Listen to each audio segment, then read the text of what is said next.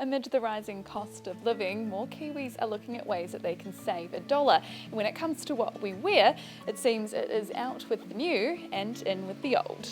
Trade Me data shows a 25% increase in sales for second-hand and vintage clothing, while stores like Paper Bag Princess on Auckland's K Road say interest has gone up.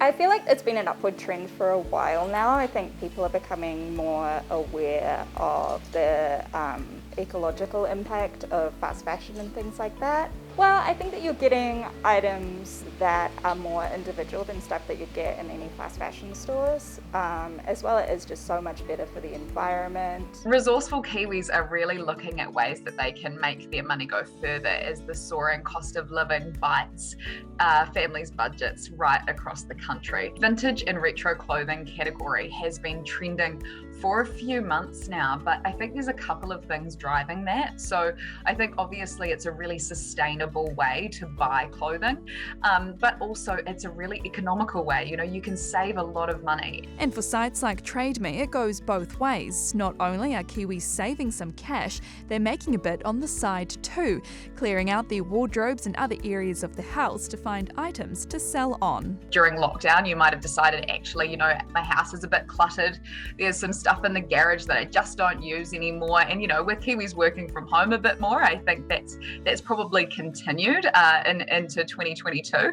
And I think that as a result, we have seen an increase in listings for golf clubs and fishing gear. It's not just fashion where Kiwis are looking at ways to cut back on costs. A growing number are finding their green fingers, planting their own fruit and veg plants amid increasing food costs. We've seen it tracking upwards, particularly in our kind of little seedlings and the fruit trees, just the edible kind of range as a general thing. But recently we've seen more of a kind of a customer number increase, and with that we're obviously getting a lot of questions about how can we start a new garden and what can we plant now.